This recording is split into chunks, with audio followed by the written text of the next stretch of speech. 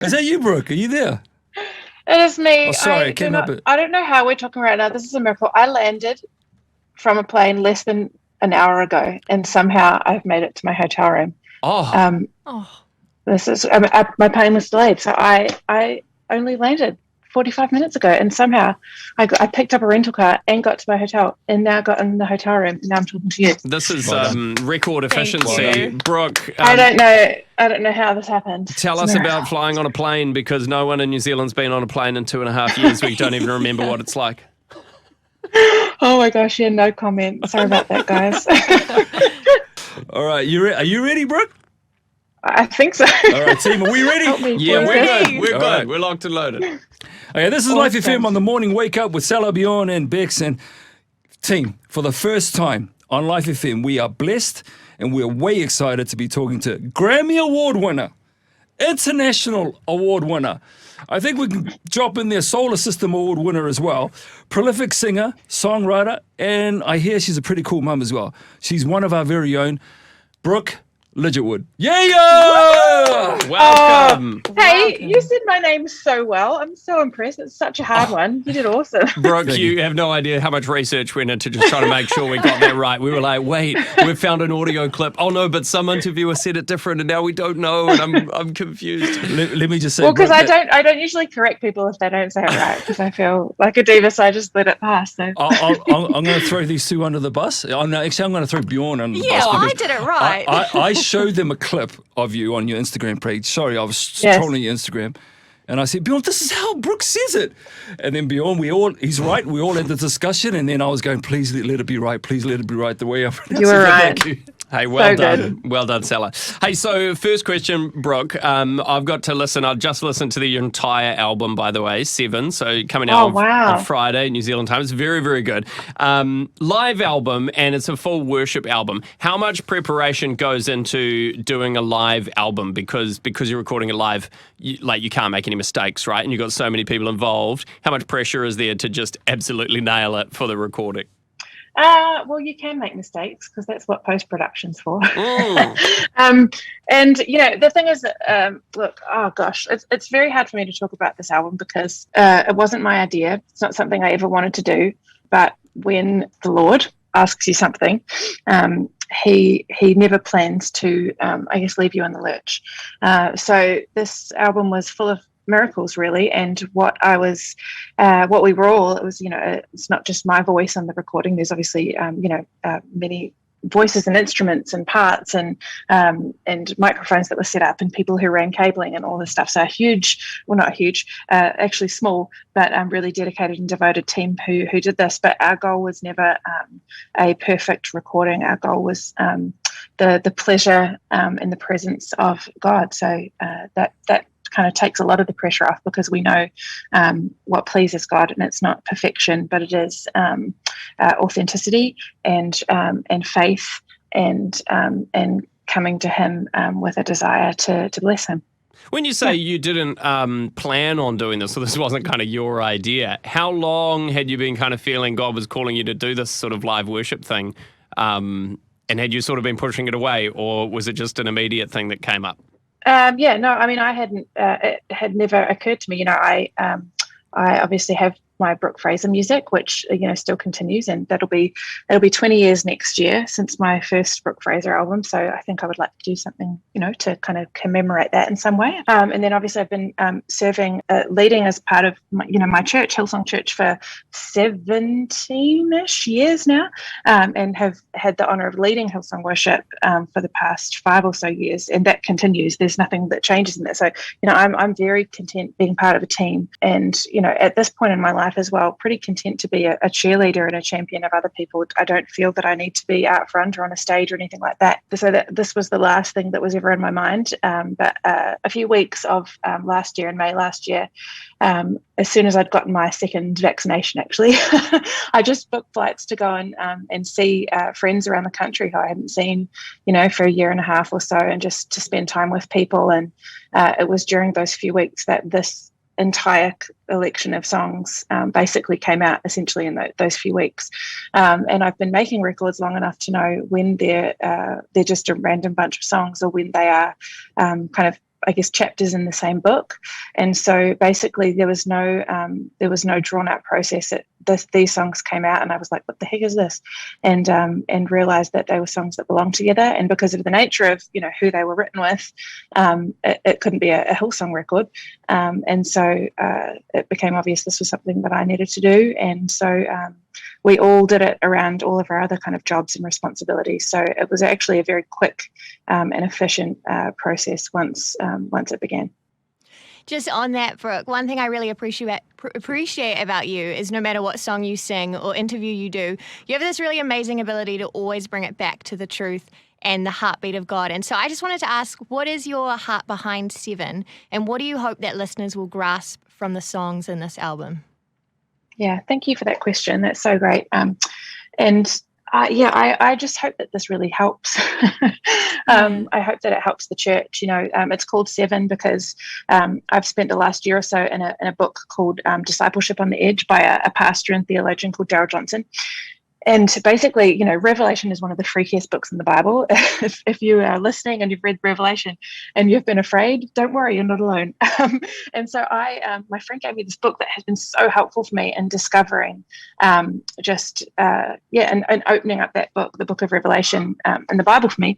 And I remember reading the opening chapter of that book and crying with relief because I was reminded again that, Jesus really does stand in the middle of the church. And, in the mess of the last few years and what has happened for people worldwide, let alone Jesus's church, I feel like these are the songs that God's given me to send to the church and remind us all that he is in the middle. He doesn't stand up far off or distant or apathetic, but Jesus Christ stands right in the middle of his church.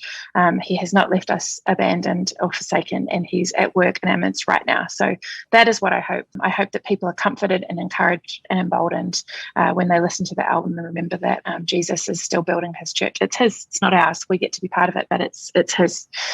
So we can take a lot of comfort and hope and joy actually in that. Yeah. Amen. Man, that takes a little bit of courage to do that, Brooke. So we appreciate you being vulnerable and doing that, not only for yourself, but for everyone who's going to grab a copy of Seven. Now, I just want to lighten the mood a little bit, Brooke, because we know that you're an artist, but you're also a mum. Okay, so yes. as parents of young kids, there's a rite of passage where you are either embarrassing them or they're embarrassing you. I mean, just like yesterday. Yeah. And Bjorn's singing because he's got 2 young boys and I've got young kids as well. But just yesterday, that's awesome. My young son said to me, he said, "Dad, why is your head so fat?" Okay. So I want to ask you, who's embarrassing who the most? You're embarrassing your kids or your kids embarrassing you, and you got to let us in on some secrets. What have they done to you? Yeah. Unfortunately, I am definitely embarrassing them. I think they find me really embarrassing because I just love, making up stupid songs or dancing and being embarrassing, and they find me quite embarrassing. I don't think they could embarrass me. They are, I find nothing that they do embarrassing. I think there's just the cutest, most fun, the hilarious little things. So yeah, but Dylan is our 6-year-old. She's our eldest, and she I feel like in the past couple of weeks has developed this look that she gives when I'm doing something that she finds embarrassing, and it's like she's become 16 years old already. But she glares at me like, "Mum, you are so embarrassing." So I just enjoy that. I'm trying to think of something specifically I did to embarrass her recently, but we did actually go bowling last night. And I was pretty bad. She was offering to help me. She was like, "Mum, do you need some help?" But that's just very sweet. She was like, yeah, I think the scores were 48, 37, and then my score was 12. So she was like, and then at one point she goes, "The thing that you drag over that guides the ball that little kids use?" Yeah. At one point, it was time for my next turn, and Dylan was like, "Here, Mum, use this. You'll find it a bit easier." Oh, wow. So that's Dylan. She's the sweetest little girl. Yeah. Awesome. So I'm embarrassing to them. Yeah. That is so good. Okay, staying on that, you okay, I'm going to take you back, and this is going back a wee while now, but I saw you play in Christchurch in 2007 or so. You played with Op Shop at the town hall. Oh, yeah. And I went along to this gig, and it was awesome, by the way. Now, okay, there's one part in this that I just found hilarious. You're right in the middle of C.S. Lewis' song. You're in the peak of the song. It's all built up, and you're right into it, and then you just stop. And it was just you playing the piano. You just stop. And then on the microphone, you're like, there's this blowfly that keeps landing on my hand and my face, and you're like, I can't get it to go away, and it's really annoying. And then everyone sees it in the light, in the spotlight, like flying around. You're like, there it is. And then it flies off, and you're like, okay, we're good. And then straight back into speak to me, and you keep going on it. How do you you can tell that you like to have a lot of fun, and you're talking about with your kids and stuff. When you're doing a worship album and everything's got to stay all serious, do you ever have the urge to just like break the moment a little bit and just tell a joke or something on stage, or does that never cross you? Are you too professional? Oh no, I think I told a lot of jokes the night of 7. And actually, there was one song I stopped the intro and I was like, hey, no, there's something weird. Let's do that. So I think, but worship isn't serious. Worship is as natural for the Christian as breathing. So it's not a professional thing. It's an honest thing, and I think we have to bring our whole selves into it, and all of bringing all of our humanity before all of God's divinity. So yeah, I don't have like worship face or like worship voice or anything. It's just I'm the same person that I am as when I'm doing a Brooke Fraser show, as when I'm wiping my kids' butts, or like going to the DMV. Just keeping it real. It's I'm the same. Yeah. Question about, I noticed just a theme through some of the songs, like 1,000 Hallelujahs, Burn, Communion, like there's all this like biblical imagery, like deep and richly through these songs. And it really reminded me of like old school kind of church hymns that are really like theologically almost educating. As you sing them, they teach you about who God is, and more so than just being like a sort of personal expression of how people see God. Was that like an intentional thing on the album to sort of speak like biblical truth as to who God is? Yeah, that's a great question. Well, like I said, that I only realized that this was an album after it was already done.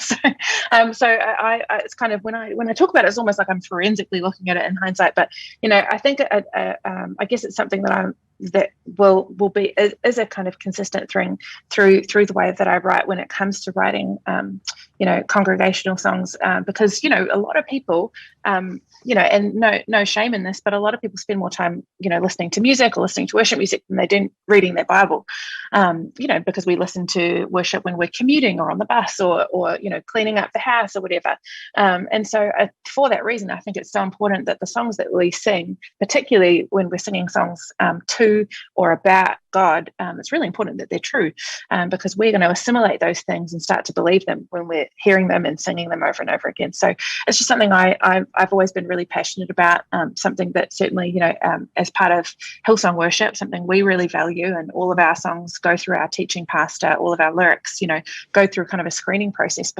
before they're sung on Sundays, because it's really important that what we're singing is true.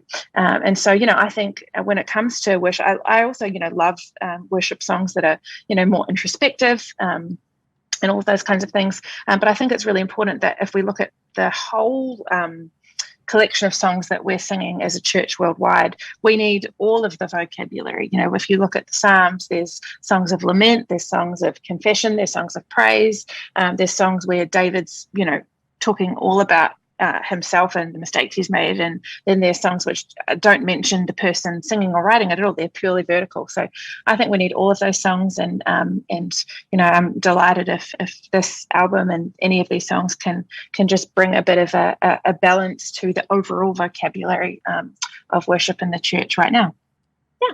That's awesome. And you've kind of just touched on this, Brooke, but I know this album also includes incredible musicians from quite a few different worship movements. You've got Hillsong, Bethel, Vineyard. And so I'm just curious where you see worship music in New Zealand as a whole going. Oh gosh, I think I get pretty excited about New Zealand, because I think you guys, you live there still and exist there, and going about building lives and church and community there. So sometimes you're so in it that you might not get to see the angles that some others of us who don't live in New Zealand anymore see. And I think, when I came to Christ at 15 and then started going to Parachute in those incredible days of Parachute Music Festival, it wasn't as so special, the music, and actually even the worship music that was being written and coming out of New Zealand. Even, there's obviously the Parachute band, but Cindy Ruakere was someone I gleaned so much from in those early years. They weren't a worship band, but a band called Eight, who many people would remember. Bruce Conlon, and so many incredible. Elephant was another band that I loved. Just really, really amazing music that was rooted in faith, kind of springing up out of our community. And I'm really excited to see that continue, and just a real prophetic resurgence would be awesome. I think New Zealand music industry and the New Zealand music community as a whole is so strong, and so I'm excited to just watch and cheer on a new generation of songwriters and worship leaders and worship movements rising up to bring the song that exalts Christ out of Aotearoa, because I think that's important. With someone who's just got off the plane, man, you've been able to do a great job at answering these questions and being really, really cool about it. So I think our time might just be about up. I think we've got our Rima friends wanting to come in. When I was just listening to you there, Brooke, it just feels like you're just down the road. I've had friends go to the US for a couple of weeks, honestly, literally a couple of weeks, and they come back speaking like Jay-Z. and you've kept your accent. That's awesome. I know, it's so strong, isn't it? It's so strong. Like even when, I think also my mum lives here now as well. So when we talk, I don't know, but it has not faded a bit. So I know what you mean. I've got those friends, they're here for like 5 minutes and they start sounding American. I'm like, how did it happen? I don't know. I'm still, you can take the lower hat, you can take the girl out of the lower hat, but you can't take the lower hat out of the girl. Amen. Yes, you can. Hey, thank you so much for your time this morning, thank you, guys. Brooke. We really, really appreciate your time. Start it up. The Morning